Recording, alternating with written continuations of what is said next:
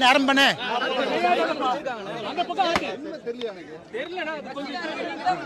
அண்ணே அண்ணே கட்சி மட்டும் கட்சி உள்ள வாங்க அண்ணே, உள்ள வாங்க உள்ள வாங்க.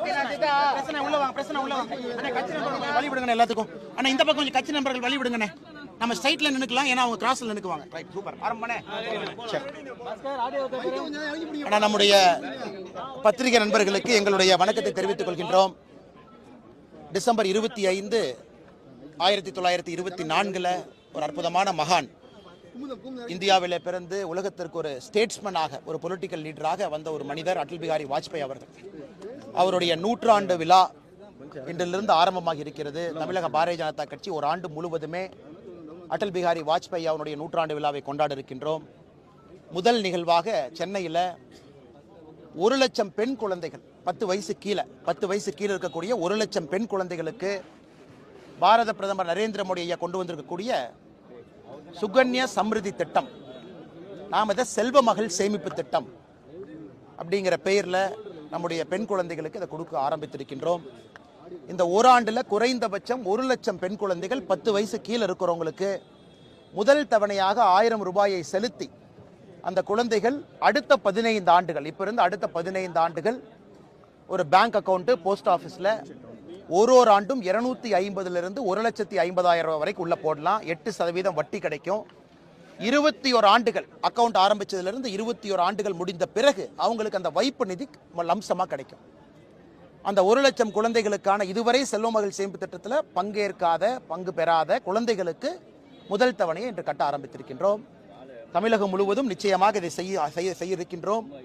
நிச்சயமாக நம்முடைய தொண்டர்கள் செய்வார்கள் என்கின்ற நம்பிக்கை இருக்குது. ஆக்கப்பூர்வமாக செய்யணும் வேண்டும் என்பது எங்களுடைய விருப்பம்.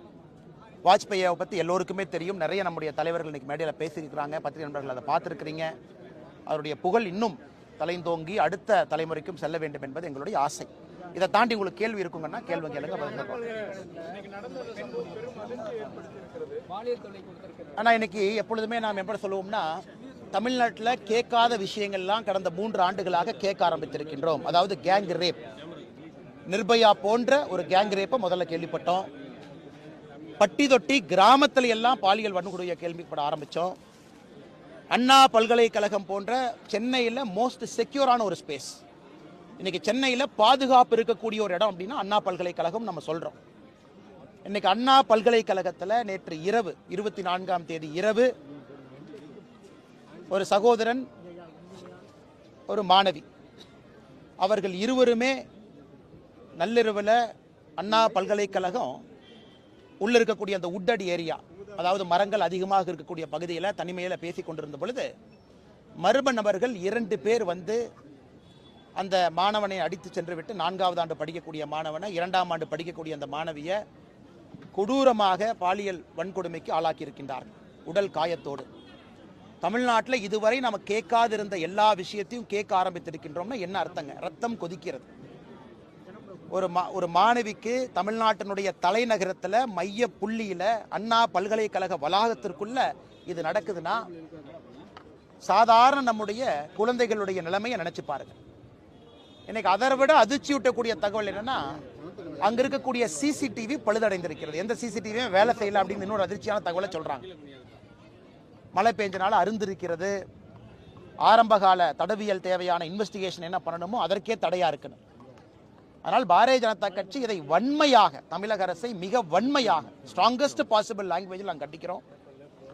முதலமைச்சர் அவர்கள் உறங்கிக் கொண்டிருக்கின்றார்களா? காவல்துறையை கையில் வச்சிருக்கிறாங்க. ஒரு குற்றமும் அடுத்து நடக்கக்கூடிய குற்றத்தை பார்க்கும் பொழுது முன்னால் நடந்த குற்றம் அதிர்ச்சி அளிப்பதா இல்லை. இந்த குற்றத்தை பார்க்கும் பொழுது இதற்கு முன்பு அதிர்ச்சி அளிச்சது அதிர்ச்சி இல்லை. அப்படி ஒன்றொரு குற்றமும் போட்டி போட்டுக்கொண்டு தமிழகத்தில் சட்டம் ஒழுங்கு என்பது செத்துவிட்டது.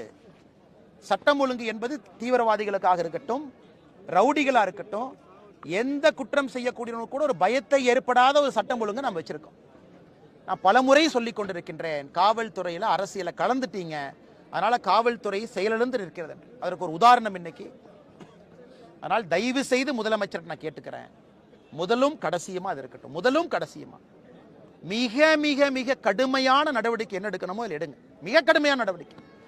அடுத்து இது போன்ற ஒரு குற்றத்தை அந்த கல்லூரி மாணவி தன்னுடைய சொந்த இடத்துக்குள்ள, படிக்கக்கூடிய இடத்துக்குள்ள கல்லூரி வளாகத்திற்குள்ள அந்த கல்லூரி மாணவியை 2 பேர் கயவர்கள் இது போன்ற பலாத்காரம் செய்திருக்கிறாங்க அப்படின்னா என்ன ஒரு தைரியம் இருக்கணும். அதனால் என்ன சொல்வதென்று எங்களுக்கும் தெரியவில்லை. செயலிழந்து இருக்கக்கூடிய தமிழக அரசு இனியாவது கொஞ்சமாவது தலை நிமிர்ந்து நிற்க வேண்டும், காவல்துறைக்கு அதிகாரம் கொடுக்க வேண்டும் என்பது மட்டும்தான் எங்களுடைய ஒரே விருப்பமாக இருக்கிறது. அது நடக்கும் என்று ஆண்டவனை நம்புகின்றோம், வேண்டுகின்றோம்.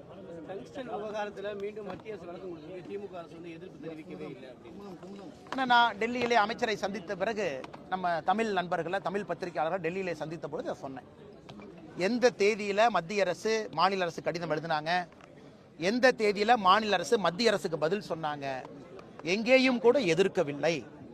அதன் பிறகு டெண்டர் போடும் பொழுது எதிர்க்கல, 10 மாசம் கழிச்சு டெண்டர் வந்த போது எதிர்க்கிறாங்கன்னு நம்ம சொன்னோம். அதெல்லாம் அன்னைக்கே நம்ம சொன்னோங்கன்னா அதை இன்னைக்கு மத்திய அரசு ஒரு பெரிய செய்தி குறிப்பா சொல்லியிருக்காங்க. இதுல ஆச்சரியம் என்னன்னாங்கன்னா, இன்னைக்கு மத்திய அரசை பொறுத்தவரை இந்த பிரச்சனையை முடிவுக்கு கொண்டு வருவதற்காக இறங்கி இருக்கிறாங்க.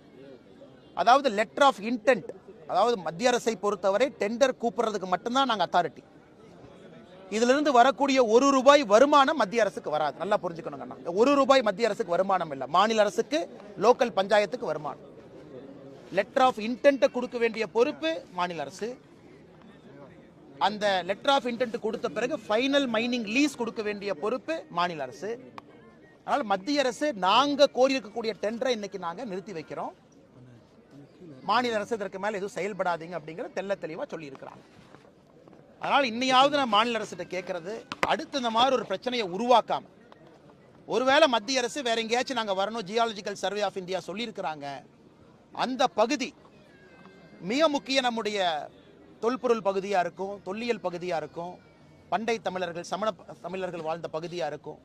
அப்படி இருந்துச்சுன்னா தயவு செஞ்சு முதல்லயே சொல்லுங்க. இவ்வளவு பிரச்சனை, ஆர்ப்பாட்டம், சாதாரண பொதுமக்களை கொண்டு வந்து வீதியில நிறுத்தி அது இந்திய அளவுக்கு பேசும் பொருளாக்கி எதுவுமே நான் செய்யல அப்படிங்கிற மாதிரி நடிச்சுக்கிட்டு இருந்தாங்க. மத்திய அரசு தன்னுடைய கடமையை செய்திருக்கின்றார்கள். நாம் எல்லாம் கேட்டதுக்கு இணங்க, பத்திரிகை நண்பர்களையும் கேட்டீங்க, மக்கள் கேட்டாங்க, எல்லாரும் கேட்டாங்க. மாநில அரசு இனியாவது தன்னுடைய பொறுப்பை உணர்ந்து செயல்பட வேண்டும் என்பது எங்களுடைய வேண்டுகோள். அமித்ஷா வந்து மத்திய அமைச்சர் வந்து அமித்ஷா 27 தேதி வர்றாரு, அதுக்கு வந்து கருப்பு கொடி காட்டப்படுது. இல்லைங்கண்ணா, இன்னும் அமித்ஷாஜி அவர்களுடைய தேதி இன்னும் முடிவு செய்யப்படவில்லைங்கண்ணா. ஏன்னா இன்னைக்கு காலையில கூட அவங்களுடைய அலுவலகத்தில் நான் செக் பண்ணேன், 27, 28, 29, 30 என்ன பாசிபிலிட்டி இருக்கு, எப்படி இருக்குன்னு. அதனால் விரைவில் அமித்ஷாஜி அவங்க வர்றாங்க, எந்த மாற்று கருத்தும் இல்லை. இன்னைக்கு கருப்பு கொடி காட்டுறவங்க காட்டட்டும், ஏன்னா நாங்க போலீஸ் கிடையாதுங்கண்ணா. பாரதிய ஜனதா கட்சியில் நாங்கள் காவலர்களாக நாங்க யூனிஃபார்ம் போட்டு யார் ரோட்டுக்கு வர முடியாது. அதனால் நீங்க யாரெல்லாம் என்னெல்லாம் அட்டூழியம் பண்ணுமோ நீங்க ரோட்டுக்கு வந்து பண்ணுங்க. மாநில அரசு சட்டம் ஒழுங்கு அவர்களுடைய கையில் இருக்கு. அமித்ஷா அவர்களை பொறுத்தவரை அவர் பேசியிருக்கக்கூடிய விஷயத்திற்கு இந்தியா முழுவதுமே மக்கள் எல்லோருமே சொல்வது, அவர் எதுவும் தப்பாலாம் பேசலைங்க, தப்பாக இவர்கள் புரிந்து கொண்டிருக்கின்றார்கள், வேண்டுமென்றே தப்பாக புரிந்து கொண்டிருக்கின்றார்கள். அதனால் அமித்ஷாஜி அவர்களுடைய பாராளுமன்ற பேச்சுக்கு பிறகு பாரத் ரத்னா அண்ணல் அம்பேத்கர் ஐயாவிற்கு எந்த அளவுக்கு கொடூரத்தை காங்கிரஸ் ஆட்சி இழைத்திருக்கின்றார்கள் புதிய புதிய தகவல் தினமும் வெளியே வருது. என்சிஆர்டி புக்கில் நேரு அவர்கள் சாட்டையை வைத்து சுழட்டிய காட்சி பார்க்கிறோம், இத்தனை நாள் நமக்கு தெரியாது. அண்ணல் அம்பேத்கர் அவர்கள் வந்து எதற்காக முதல் கேபினெட்ல இருந்து 1951 வெளியே வந்தாங்க, இதை பத்தி பேசுறோம். எதற்காக பாரத் ரத்னா விருது கொடுக்கவே இல்லை 1980 வரைக்கும். இன்னைக்கு புதிய புதிய தகவல்கள் வருகின்ற பொழுது இன்னைக்கு காங்கிரஸே யோசிக்கிறாங்க, எதற்காக இந்த பிரச்சனையை நாம ஆரம்பிச்சோம் அப்படி. ஆனால் நீங்க கருப்பு பேரணி, கருப்பு சட்டை, நீங்க வந்து கொடியெல்லாம் எடுத்துட்டு வாங்க, இன்னும் புதிய தகவல் வெளியே வரத்தான் போகுது. எப்படியெல்லாம் காங்கிரஸ் கட்சி அண்ணல் அம்பேத்கர் ஐயாவிற்கு நீங்கள் மரியாதை கொடுக்கவில்லை, அவமானப்படுத்தி இன்னும் நாங்கள் டெய்லி சொல்லிக்கிட்டே தான் இருப்போம்.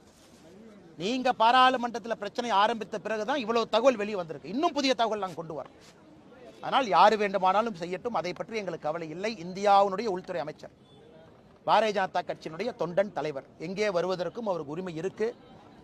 இந்த மாதிரி நான் பண்றேன்னு யாராச்சும் தமிழ்நாட்டில் சொன்னா தான் உறுதியா அமித்ஷாஜி வருவாங்க. எனக்கு கூட ஒரு பெரிய பயம் என்னன்னா, ரொம்ப பிஸியாக இருக்கக்கூடிய மனிதர். நான் 2 தினங்களுக்கு முன்பு அவருடைய இல்லத்திற்கு சென்று சந்தித்த பொழுது எல்லா முக்கியமான நபர்கள் இருந்தாங்க, நேரம் கொடுத்து பார்க்க வேண்டும் என்று பார்த்தாங்க.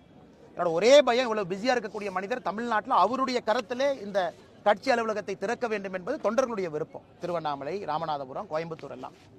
அதனால் நீங்க தயவு செஞ்சு இந்த கருப்பு கொடி ஆர்ப்பாட்டம் பண்றேன்னு சொல்லுங்க. அப்பதான் அமித்ஷாஜி வருவாங்க. ஏன்னா எங்களுடைய தலைவரை பொறுத்தவரை இதை சொன்னீங்கன்னா தான் அவர் வருவார். அதனால தைரியமா நீங்க ப்ரிப்பரேஷன் ஆரம்பிச்சுக்கங்க. அவர் வருவது உறுதி. தேதி முடிவு செய்த பிறகு உங்களுக்கு நாங்கள் சொல்றோம். ஜி.கே. மணி அவர்கள் வெளியிட்ட அறிக்கையில இப்போது கூட எங்களுக்கு எந்த தடையும் இல்லை, நாளையே பாஜக கூட்டணியிலிருந்து வெளிவரப்பு தயாரா இருக்கும், அப்படி வந்தால் எங்களுக்கான அந்த வன்னியர்களுக்கான இடஒதுக்கீடு வழங்கப்படுமான ஒரு ஆமாங்க. நான் சொன்னேங்கன்னா பாட்டாளி மக்கள் கட்சியை பொறுத்தவரை மதிப்புக்குரிய மருத்துவர் டாக்டர் ராமதாஸ் ஐயா அவர்களாக இருக்கட்டும், இன்றைய தலைவர் அண்ணன் அன்புமணி ராமதாஸ் அவர்களாக இருக்கட்டும், ஒரு கொள்கையை வச்சிருக்கிறாங்க. எல்லா கட்சிக்கும் அந்த கொள்கையை அடைய வேண்டும் என்கின்ற விருப்பம் இருக்கும். நேற்று என்ன சொல்லியிருக்கிறாங்க மதிப்புக்குரிய மருத்துவர் டாக்டர் அன்புமணி ராமதாஸ் ஐயா பேசும் பொழுது, இதுதான் எங்களுடைய highest end of political journey, இந்த சமுதாயத்திற்கு நீங்க மதிப்பு மரியாதையும் கொடுக்கணும்னு கேட்டிருக்காங்க. அதெல்லாம் எது தவறா பார்க்கலீங்கன்னா, நாங்களும் சொல்வது ப்ரொபோஷனல் ரெப்ரசன்டேஷன், எல்லா ஜாதிகளுக்கும் விகிதாச்சார அடிப்படையில் பண்ணுங்கன்னு தான் நாங்களும் சொல்லி கொண்டிருக்கின்றோம். அதனால் அவர்கள் சொன்னதில் எந்த தவறும் கிடையாதுங்கன்னா, ஆனால் ஒரு பக்கம் திமுகவை பொறுத்தவரை பிள்ளையும் கிள்ளிட்டு தொட்டலையும் ஆட்டுறாங்க. நேற்றே சொன்னோம், குலசேகரன் கமிஷன் அவங்க என்கொயரி ரிப்போர்ட்டு 6 மாதம் தான் கேட்டாங்க, அனுமதி கொடுத்தீங்கன்னா இன்னைக்கு நம்ம கையில் காசு சர்வே இருக்கும், இன்னைக்கு நம்ம முடிவு எடுக்கலாம். அதனால் திமுக அரசில் இருக்கிறாங்க, இதையெல்லாம் பார்த்து கொண்டிருக்கின்றார்கள். எல்லா சமுதாயத்திற்கும் நியாயம் வேண்டும் என்று பாரதிய ஜனதா கட்சி விரும்புகின்றோம். பாட்டாளி மக்கள் கட்சியினுடைய நிறுவன தலைவர் அவர்களும் இன்றைய தலைவர் அண்ணன் அன்புமணி ராமதாஸ் அவர்களும் கேட்பதில் எந்த தவறும் இல்லை. விகிதாச்சார அடிப்படையில் இருக்க வேண்டும் என்று நாங்கள் விரும்புகின்றோம். பொறுத்திருந்து பார்ப்போம். திமுக என்ன சொல்றாங்கன்னா, பீகாரை உதாரணமா காட்டுறாங்க சார். மாநில அரசு மக்கள் தொகை கணக்கெடுப்பு நடத்தி ஜாதி வாரியா விகிதாச்சார பங்கீடு கொடுத்தா பீகார்ல கொடுத்த மாதிரியே அது செல்லுபடி ஆகாம போயிடும். மாநில அரசுக்கு அதிகாரம் பீகார்ல கொடுத்தது வந்துங்கன்னா பாரதிய ஜனதா கட்சி தடை செய்யவில்லை, மத்திய அரசு தடை செய்யல, கோர்ட்ல தடை பண்ணியிருக்கிறாங்க. கோர்ட் இங்க எங்கேயுமே மத்திய அரசு எங்கேயும் சொல்லல நீங்க சென்சஸ் நடத்தக்கூடாது என்று மத்திய அரசு சொல்லல. ஒருவேளை சென்சஸ் நடத்தினீங்கன்னா அது பொருந்தாதுன்னு நாம எங்கேயுமே சொல்லீங்கன்னா, கர்நாடகால சென்சஸ் நடத்திட்டாங்க. ஆனா காங்கிரஸ் கட்சி என்ன சொல்றாங்கன்னா, கமிஷன் ரிப்போர்ட்டை திருடிட்டாங்க, எங்களால பப்ளிஷ் பண்ண முடியலங்கிறாங்க. இந்தியா முழுவதும் பிரச்சனை தான். அதனால் இன்னைக்கு உச்சநீதிமன்றத்தினுடைய சில தீர்ப்புகள் இருக்கு. தமிழ்நாட்டுக்கு உச்சநீதிமன்றம் சொல்லியிருக்கிறாங்க, 69% இடஒதுக்கீடு கொடுத்திருக்கிறீங்க, எந்த ஆதாரத்தில் கொடுத்திருக்கிறீங்க, வேகமா ஒரு காஸ்ட் சென்சஸ் நடத்துங்க. மாநில அரசுக்கு தான் சொன்னாங்க, உச்சநீதிமன்றம் மத்திய அரசுக்கு சொல்லல. நாங்கள் பாரதிய ஜனதா கட்சியை பொறுத்தவரை நாங்களும் ஆதரிக்கிறோம், நடத்துங்க. விகிதாச்சார அடிப்படையில் எல்லா சமுதாயத்தையும் முன்னெடுத்துட்டு போலாம். நீங்க மத்திய அரசு 10 ஆண்டுகளுக்கு ஒரு முறை சென்சஸ் நடத்துவாங்க. மத்திய அரசு குறிப்பாக ஆங்கிலேயர்கள் 1931 காஸ்ட் சர்வேவை கைவிட்டுட்டாங்க. ஏன்னா நீங்க காஸ்ட் சர்வே கடைசியா யூபிஏ நடத்தி என்னாச்சுன்னு எல்லோருக்குமே தெரியும். ஒரு மத்திய அரசு ஒரு காஸ்ட் சர்வேவை நடத்தி காஸ்ட் சர்வேல வந்திருக்கக்கூடிய ஜாதிகள் உண்மையான ஜாதிகளை விட 150 மடங்கு அதிகம். எல்லோருக்குமே குழப்பம். ஓபிசி சமுதாயத்தை விட 100 மடங்கு மக்கள் நான் இந்த ஓபிசின்னு சொல்லியிருக்கிறாங்க. ஆனால் மத்திய அரசுடைய சர்வேவும் மாநில அரசை சார்ந்தவர்கள், இங்க இருக்கக்கூடிய ஆசிரியர் பெருமக்கள், இவங்கெல்லாம் போய் தான் சென்சஸ் எடுக்கிறாங்க. அதனால் முதலமைச்சர் அவர்கள் நீங்க சென்சஸ் நடத்துவதற்கு தடை செய்தது யாருன்னு நீங்க சொல்லணும். மத்திய அரசு எங்கே தடை பண்ணியிருக்கிறோமா? உள்துறை அமைச்சர் கீழே ரெஜிஸ்டர் ஆஃப் சென்சஸ் வர்றாங்க, பண்ணக்கூடாதுன்னு சொல்லியிருக்கிறாங்களா? இல்லை நாங்க சொன்னோமா? நாங்க அதை எதிர்க்கிறோமா? குலசேகரன் கமிஷன் 6 மாசம் என்கொயரி கொடுத்தாங்க, ஏன் முதலமைச்சர் அவர்கள் அது எக்ஸ்டென்ஷன் கொடுக்கல? 6 மாசம் தானே கேட்டாங்க, பாதி வேலையை முடிச்சிட்டாங்களே. ஏன் கர்நாடகால காங்கிரஸ் அரசு நடத்துறாங்க, அங்கே பாரதிய ஜனதா கட்சி நடத்தக்கூடாது என்று சொன்னோமா? நடத்தினவங்க இன்னைக்கு தொலைஞ்சு போச்சுங்கிறாங்க. அதற்கு பொறுப்பு நாங்கள் இல்லை. அதனால் முதலமைச்சர் அவர்கள் மக்களை குழப்புவதை விட்டுவிட்டு இந்த பிரச்சனைக்கான தீர்வை நோக்கி செல்ல வேண்டும் என்று விரும்புகிறேன். ஆனா ஒரே நிமிஷம் நான் கேட்டுட்டு இங்க வர்றேன். தமிழ்நாடு சார்ந்த பாதுகாப்பு எப்பொழுதும் சந்தித்ததுதான் போடுவாங்க, இந்த வாட்டி அதை அடையாளப்படுத்திருக்காங்க. தமிழ்நாட்டில் பாதுகாப்பு சிக்கல்கள் அதிகரிச்சிருக்கு பாக்குறீங்களா? அது கூடுதல் கவனம் பெற வேண்டும். ஆனா நீங்க இன்னைக்கு பார்த்திருப்பீங்க, இந்தியாவை பொறுத்தவரை நேற்று புதிய ஆளுநர்களை மத்திய அரசு நியமனம் செஞ்சிருக்கிறாங்க. பல்லா அவர்கள் இந்தியாவுடைய உள்துறை செயலாளராக 5 ஆண்டுகள் இருந்தவங்க, இன்னைக்கு மணிப்பூருக்கு போறாங்க. வி.கே. சிங் அவர்கள் முன்னாள் ராணுவ தளபதி, அமைச்சராக இருந்தவங்க, மிசோராமுக்கு போறாங்க. ஸோ இந்தியாவை பொறுத்தவரை முக்கியமான இடத்திற்கு பாதுகாப்பு சம்பந்தப்பட்ட பாதுகாப்பு துறையில் இருந்த உயரதிகாரிகள் இன்னைக்கு ஆளுநராக செல்றதை பார்க்கிறோம். தமிழ்நாட்டுக்கும் அதே போல டெபுட்டி NSAவாக ஐபியில் நீண்ட காலம் பணியில் இருந்த ஆளுநர் RN ரவி அவர்கள் இங்கே வந்திருக்கிறாங்க. நிச்சயமா 35 ஆண்டுகள் காவல்துறையில் இருந்திருக்கிறாங்க, ஐபியில் இருந்திருக்கிறாங்க. அவருடைய பார்வை கொஞ்சம் வித்தியாசமா இருக்கும். Is not a political governor, ஒரு அரசியல்வாதியாக இருந்த ஆளுநராக வரல, இஸ் அ டெக்னிக்கல் எக்ஸ்பர்ட்.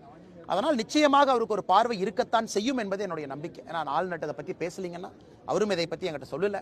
அதனால் ஆளுநர் அவரை பொறுத்தவரை அவருடைய கோணத்தில் என்ன பார்க்குறாங்க, தமிழ்நாட்டை பொறுத்த வரைக்கும் ஒரு பக்கம் சைனாவுடைய அச்சுறுத்தல் இருக்கு. காரணம், இலங்கையில் வந்திருக்கக்கூடிய அரசு, அங்கே சைனா ஏற்படுத்திருக்கக்கூடிய ப்ராஜெக்ட்ஸ் ஒரு பக்கம். ஏன்னா கடல் பகுதியிலேருந்து 21 நாட்டிக்கல் மைலில் இருக்கு. இன்னொரு பக்கம் பார்த்தீங்கன்னா கடலோர பகுதி தமிழ்நாட்டில் எந்த அளவுக்கு பிரச்சனை இருக்கு பார்க்குறோம். ISIS சித்தாந்தம் பரவி இருப்பதை பார்க்கிறோம், தீவிரவாத சித்தாந்தம். அதையெல்லாம் தாண்டி உள்ள இருக்கக்கூடிய லா அண்ட் ஆர்டர் பிரச்சனைகளை பார்க்குறோம். அதனால் ஆளுநரை பொறுத்தவரை என்ன சொல்லியிருப்பாங்கன்னு தெரியலீங்கன்னா, பட் அவர் லா அண்ட் ஆர்டர் பெர்ஸ்பெக்டிவ்ல பார்ப்பதற்கு அவருக்கு முழு தகுதி இருக்குது என்பதுதான் என்னுடைய கருத்துங்கண்ணா. அண்ணா இந்த பக்கம் அண்ணா அண்ணா இது வந்து நிறைய மர்ம முடிச்சுகளுங்கண்ணா. நீதிபதி அவர்கள் ஒருவர் நான் விசாரிக்க மாட்டேன் என்று வெளியே போயிருக்கிறாங்க. அந்த வழக்கில் இருந்த அதிகாரிகள் இன்னைக்கு மாற்றம் செய்யப்பட்டிருக்கின்றார்கள். அதை விசாரித்த ஒரு அதிகாரி கைது செய்யப்பட்டு சிறையில் இருக்காங்க. அதுவும் அண்ணனுக்கு தெரியும் நினைக்கிறேன். அதனால ஏகப்பட்ட மர்ம முடிச்சுக்கள். அதனால் இது மாநில அரசு, இங்க இருக்கக்கூடிய சட்டம் ஒழுங்கு கையில் இருக்கக்கூடிய டிஜிபி அவர்கள் பத்திரிகையாளர் சந்திப்பு நடத்தணும். ஏன்னா ஒரு நாளுமே இந்த அரசு ஜாஃபர் சாதிக் கேஸை பொறுத்தவரை அரசின் மீது சந்தேகம் வலுவடைந்து கொண்டே இருக்கிறது. அதனால் டிஜிபி அவர்கள் ஒரு பத்திரிகையாளர் சந்திப்பு நடந்து என்ன நடக்குதுன்னு அவர் முதல்ல சொல்லிட்டுங்கண்ணா. டிரான்ஸ்ஃபர் பண்றாங்கன்னா ஏன் பண்றாங்க, சம்பந்தப்பட்ட அதிகாரி ஒருத்தர் சிறையில் இருக்கார் இன்னைக்கு, ஒரு சப் இன்ஸ்பெக்டர் ஏன் இருக்கிறாங்க, டெப்டேஷன்ல போன ஒரு சப் இன்ஸ்பெக்டர், அதிகாரிகள், அதையெல்லாம் டிஜிபி அவர்கள் விளக்கம் கொடுக்க வேண்டும் என்பது எங்களுடைய எதிர்பார்ப்புங்கண்ணா. பாஜக கூட்டணியிலிருந்து வெளியேறவும் தயாரா இருக்குன்னு சொல்றாங்க. அண்ணா நான் தான் உங்களுக்கு ரொம்ப தெளிவாக சொன்னேங்கண்ணா. இன்னைக்கு அவங்க என்ன சொல்றாங்க, நீங்க ஆட்சியில் என்ன ஒரு வருஷம் இருக்க போறீங்க, நீங்க இன்னைக்கு செய்யுங்க. நாங்க அரசியலே செய்யல, நாங்க எலெக்ஷன்லயே நிக்கல, நாங்க எம்எல்ஏ எலெக்ஷன்லயே நிக்கலிங்கிறாங்க. இதை விட தெளிவா எப்படி சொல்றதுங்கண்ணா? அது அவர்களுடைய கொள்கை. நாங்க 2026 தேர்தலையே போட்டி போடலைங்கிறாங்க. அதான் நிபந்தனையற்ற ஒரு ஆதரவுங்கிறது. இதை விட தெளிவா சொல்றோமா? அவங்களுடைய கொள்கையை அவங்க பிரகடனப்படுத்துறாங்க. பாரதிய ஜனதா கட்சியினுடைய கொள்கையை நாங்கள் சொல்லிக் கொண்டிருக்கின்றோம். அதான் முதல்லயே சொல்லிட்டேங்கன்னா, அவங்க சொல்வதிலே எந்த தவறும் இல்லை. காரணம், அவர்கள் அரசியல் பயணத்திலே இது உச்சபட்ச ஒரு விஷயமாக அவங்க பார்க்கறாங்க.